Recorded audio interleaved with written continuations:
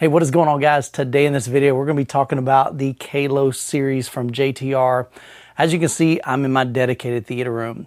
The Kallos was created for a couple of reasons. Number one, most JTR speakers, like you can see back here, these are my 212 HTR. This is from the Noesis series. These are big, they're black, and they're just not super pretty.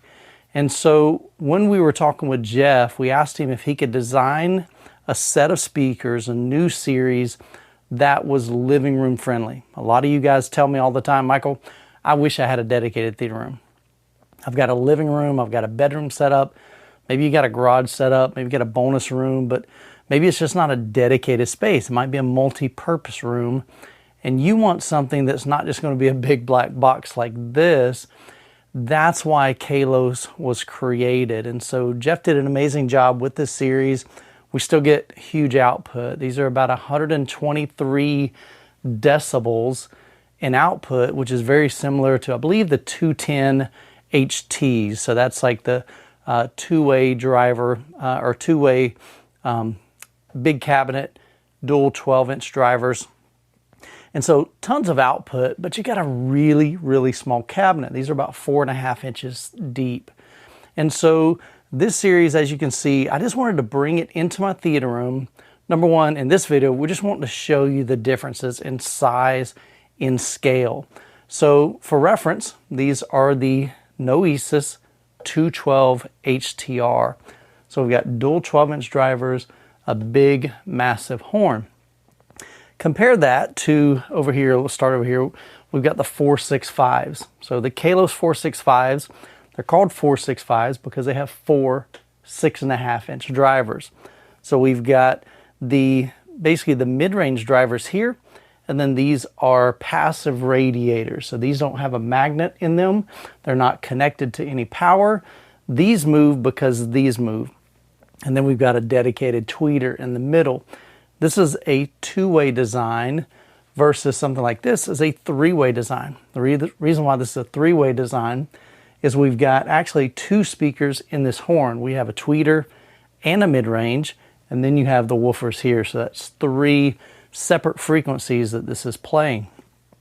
And so we've got the 465s here. So ideally, these can be utilized in a lot of different scenarios. You could set them up in a living room like I did, and just have a 2.1 system. Maybe two speakers and a subwoofer. You can do a 2.2 system. Two speakers, two subwoofers. Down here we've got the matching Kallos 12 sub. 12-inch subwoofer, 2,000 watt continuous amplifier, long throw woofer. I believe it's 36 millimeters of X-Max. I know in a previous video I said 36 inches. They're like, holy cow, that's some crazy X-Max. Not quite 36 inches, 36 millimeters of X-Max. So that's a huge throw, but very, very slim profile. So this is about 14.5 inches deep. And so it'll fit in a lot of applications versus compare that to the Captivator RS2s. So these are dual 18s, very, very deep cabinet. If you get into the 4000 ULF, the 2400 series, these are going to be big, big boxes. And so if you're limited on space, these are the way to go. If you have the space, my recommendation is still go with the larger 18s. The larger 18s are going to provide a lot more output than a single 12-inch driver will. And then if you go with the ported version, you're going to get even more output, especially near that port tune. But you just got some flexibility there. You've got style, small profile, small profile. We've got the natural finish here, and then also Jeff has a black finish. Now currently with the Kallos 12 sub, he's only offering it in the natural finish. And so we don't have a black one, we don't have a white one. I would love sometime down the road maybe to see, especially if there's enough interest, to be able to have a white finish. I just think that's going to look super stylish, maybe some gray grills. But I wanted to get this in the theater room to just kind of talk about, like, where do I see the Kallos application? Like, where's the best fit? On the rear of the Kallos, there's a couple ways that you can mount these to your wall. So you can use the keyhole brackets right here. So you'd put two like drywall anchors in the wall. I would recommend like toggle bolts, that way it doesn't rip out of your drywall. Of course, we got our binding post here. Back here you can see there's two sets of basically some speaker mounts. And so the middle ones are a standard 75mm by 75mm VESA mount. And this other one, these four right here, that is for a precision mount. I'll link both of those down in the description below. The VESA mount, of course, that can be pretty much universal. This one is specific to one that Jeff likes. It just gives you a lot of flexibility on the angles. You can tilt them up and down as well as left and right. Now the cool thing is these were designed for a living room. And so ideally, let's say you do a 465 on your right, 465 for the left. And imagine taking a 465, laying it on its side, placing it beneath your TV, and then take these 265s and mount those on your side walls or rear walls for surrounds. You could even do a 7.2 system. So you'd have the 465, a horizontal 465, a 465, maybe two 265s for your side surrounds and two 265s for the rear surround. Or if you really want to go crazy, you could do all of the 465s as your bed layer speakers, and then maybe use these mounted on the ceiling with some brackets and angle those down towards your listening position. There was a gentleman that actually recently just did that. He's got, I believe, 9 of the 465s as his bed layer, and then he's either doing 4 or maybe even 6 of the 265s on the ceiling, and then he's got 2 of the big Captivator RS2s laid horizontally on the floor underneath his screen. So these absolutely could be utilized in a dedicated room like this. And really, when you think about it, one of the reasons why I had to mount my speakers so high on the side walls is because when you first come in, I didn't want people face planting. I don't have a lot of space. I don't have big walkways. My room's only 13 feet wide, 19 feet deep from the back wall all the way to this front wall. When I lower down the screen, the front of this cabinet is about 15 feet from the front of this all the way to the back wall. So there's not a lot of room here in my theater room. And so if you've got a room that's a little bit smaller, something like this might be a better fit than something like this, because you can much more easily put those on the wall. You can mount them. They don't stick out into the room. And then you can just still get massive sound without having huge boxes. Now the trade-off is these definitely don't go as low. So these you have to set your crossover around 90 hertz to 100 hertz. Jeff recommends somewhere between there, about 90 hertz to 100 hertz. These dig down to about 60 hertz, so usually you'll use a crossover either 70 hertz or 80 hertz for these. So just depending on your style and what your the way your acoustics are in your room may dictate which way would be better, a bigger speaker or the smaller speaker. But these have tremendous output. I really like what I'm hearing with the Kallos series.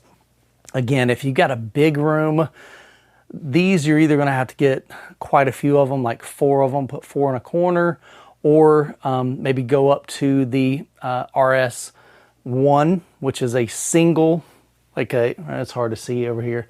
So a single 18-inch driver with a 2400 watt amplifier, or you could go with the larger RS2s. We're doing a whole series at the lab, at the home theater lab up in Lady Lake, Florida. And so we're just walking through each one of the JTR subwoofers. So if you're interested in that, I'll provide links to that channel down in the description and those videos. Really, it really comes down to application. Like what are your goals? Do you need something that's small profile? Do you need something that isn't going to take up a whole lot of space? Do you need something that looks more elegant? Something that's nice and pleasing to the eye? Or do you not mind having something that doesn't look as aesthetically pleasing because it's just a big rectangular box? All of these are going to perform. You don't have to worry about that. Like I said, huge output, great mid-range in the Kallos series. The trade-off, like I said, just because we got a smaller cabinet on the subwoofer and a smaller driver, it is true, one of those sayings, there's no replacement for displacement. You can't take a 12-inch driver and expect it to perform like an 18-inch driver in a bigger cabinet. That's just physics. But again, if you need something small, or maybe you just have a small room, or maybe you don't need massive output. So like the 4000 ULF is just crazy, ridiculous. Like it'll rip your walls apart. It'll rip your, your ceiling down if you crank it up crazy. At Obsessed Home Theater Lab, we have cranked up just a single 4000 ULF, different series, the sofa table, the tall, they all have just massive, ridiculous output. And every time we're cranking it up, we've got ceiling tiles that are just shedding drywall dust all over. It's pretty wild. So you may not need that much output. And so something that's just small, tight, punchy, just not massive overkill output, the Kallos subs may be a great fit for you. But I love what Jeff has done with this series. I think it's super cool. I think they look amazing. And, with future versions of this, like I said, he might be willing to introduce maybe some different finishes on this, but I think that's going to be way down the road. We just want to introduce this, share our experience with it. I'm actually going to get this set up in my theater room. Probably what I'm going to end up doing is I'll definitely hook up the two subwoofers. I'll unhook these, and I'm probably going to set it up just like this. I'll leave this vertical. Of course, one of these won't be here. I'll move this one out of the way. But I'm probably going to leave this vertical because that horn is almost in line with my ears. And then these are up just a tad bit above my ears, so that won't be too bad. I might even elevate this up just a little bit to get them identical. But probably what I'll do is I'll lay down this screen, and I can actually take this cabinet and pull it out a little bit if I need to. But I think I've got plenty of clearance to literally just put it in front of the screen. I'm not worried about how it looks. I just want to hear how they sound in a treated room with acoustic treatment. But I'll just run it as those three speakers, two subwoofers, and then I'll leave my 110 HT slants connected, the four of those, and then the four heights. So this will be an 11.2 system. So 7 bed layer speakers, 4 height speakers, and then 2 subwoofers. So like I said, I'm just curious to see what that's going to sound like. I haven't heard it in a full surround sound system. I've only heard them in a 2-channel setup, and so I'm excited to check that out, but I'll share that in a future video. But I just wanted to share with you, again, just give you some perspective. I'm almost 6 foot, 5'11", and so just to be able to see the size difference, when you look at a Kallos 465 right next to a 212 HTR, there's a massive difference there. Of course, they all have big, thick wooden grills, and they're all magnetic. So they just pop on like that. Same thing over here with the subwoofer. So really thick wood with these neodymium magnets. So they pop on right there. So they look super sharp. So you can either have them with the grills on, or if you like them naked, like to show off the grills, then that is cool too. One other thing, the horn by default is installed with a 90-degree dispersion. So the sound pattern goes out 90 degrees this way, horizontal, when this is in the vertical position. If you rotate this horizontally, that's going to change because the other side is 60 degrees. So ideally, what you want to do is take these 4 screws out, remove that horn, and literally just rotate it 90 degrees so that that horn is now doing a horizontal dispersion pattern of 90 degrees. You'll just get better seat to seat. In this situation, I'm not really worried about a huge wide dispersion because it's just me. I'm just sitting right there, and I'm going to be listening to this right on axis. But if you've got multiple seating like this, of course, you want to rotate that. If you put this in a horizontal position, make sure you rotate that. And these are just stickers. They say 90 degree and 60 degrees. You can pull those off. when you want to, but we just left them on here. So other than that, like I said, I just wanted to give you an update on that. So we've got these available. I think we've definitely got, actually we've got all this in stock. We got these in stock, we got the 265s in stocks, and we have, I think, only about 4 of the subwoofers. So those were the last ones in this series to get produced, and so we're waiting on to get some more. So if you're interested, you can always pick them up at obsessedhometheater.com. If you got any questions, just reach out to me directly, youthman@obsessedhometheater.com. Be glad to help you out, answer any questions that you have. Well, guys, hope you have an incredible week. God bless, and I'll catch you in the next video.